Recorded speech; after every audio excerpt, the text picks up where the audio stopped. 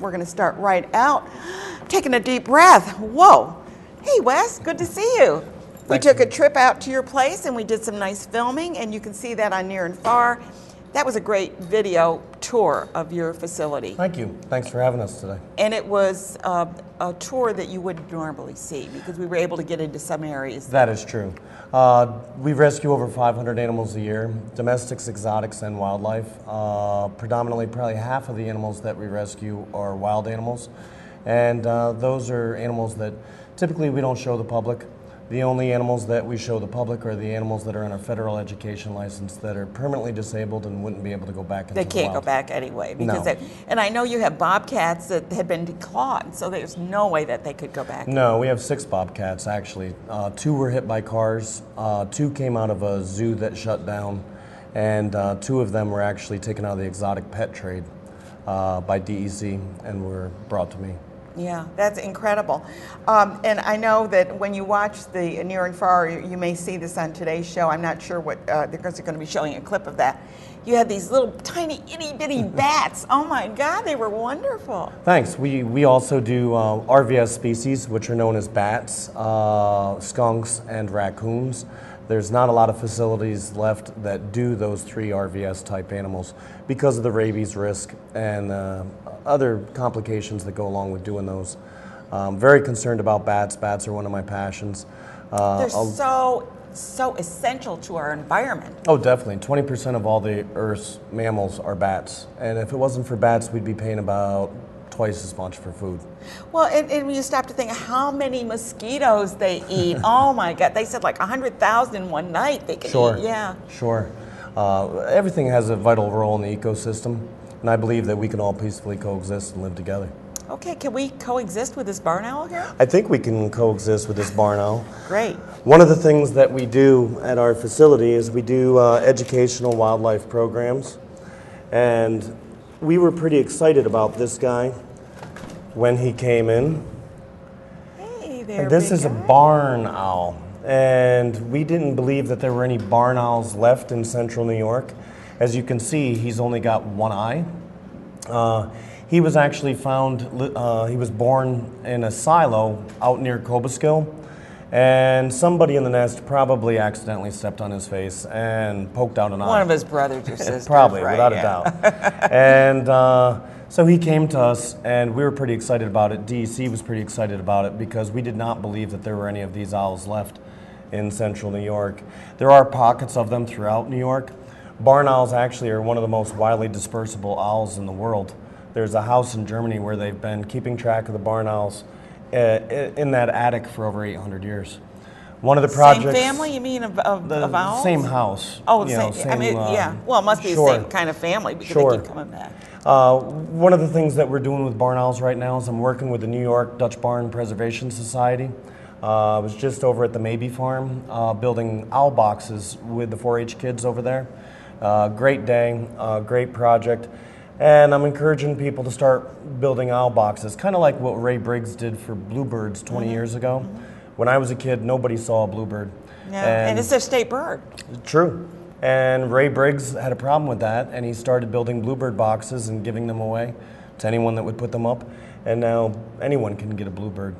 Now, there's a fly kind of buzzing around us. Is that owl going to see that as a snack? No, probably not. Probably not, okay. I just read a study on barn owls, and there was a nesting pair of barn owls that they actually put a camera on. A webcam? A webcam, and they killed and ate over 20,000 mice in a year. Wow, so that really is a control, environmental control. Sure. I mean, you don't want to have an overabundance of mice. I'm looking at the colors on this barn owl. Well, you will not see this creature in the wild. No, and if owls are doing what they should be doing, you'll almost never see an owl. People say to me all the time, they say, well, we don't ever see owls. They're so well camouflaged that if they're doing what they should be doing, you shouldn't see them. Yeah. They're the ugliest babies in the world. Are they really? Oh, they're hideously ugly. And then they blossom into this magnificent bird. And the color patterns on him are just unbelievable. And I love their dish face. I love that. That is so cool. Which, of course, helps funnel light into their eyes. Oh, that's what that purpose is. It kind of like... Sure. Yeah. Sure. Yeah. And I know that when you look at this, animal creature. What do you call it? A raptor? A bird of prey or Bird a of prey. raptor. Okay, good. Look at those talons on that bird. The talons on most bird of prey. That's okay. I'm glad he's turning around so you can see his back. Whoa! Or what you need to keep an eye on is the talons. Yeah. And you're wearing a leather. I'm wearing my falconer's glove, and that'll protect my hands from those talons. Yeah. Well, it's a beautiful creature. Now, how does his head spin around like in the movies there? No. Well, most people think that an owl can turn their head all the way around. We can turn our heads about 180 degrees. Owls can turn their heads about 270 degrees. Well, there he goes. He wants to fly. Trying to get him to turn around. Yeah, there he is. There he is. And now his feathers, they're waterproof. Are his bones hollow? Is that most right? birds have hollow bones. What makes owls so lethal is people think that owls can see at night. They actually can't see at night, but they have the ability to dilate their pupils. Okay. So that they can see about 7 times better than humans at night. Mm-hmm. And they also have about 10 times better hearing than humans. So if you're completely camouflaged, you can see 7 times better, you can hear 10 times better. Things that go bump in the night might become dinner.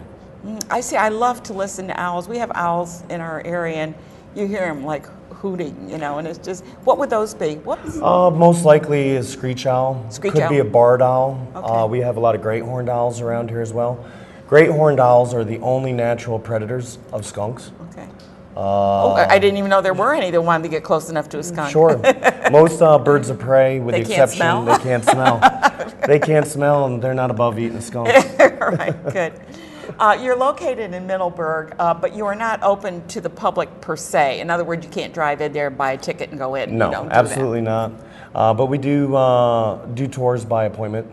We do a lot of Boy Scouts, Girl Scout tours, stuff like that. So you're an educational facility. Sure. Yeah, sure. and if you're interested in getting a tour, a real tour, check out the Near and Far show that goes on, because you'll be able to get in up close and personal. I just love that bird. We're also out in the public. I love the speckled front. We're out in the public quite a bit as well. We do over 60 wildlife shows a year. You can get where we're going to be on our website.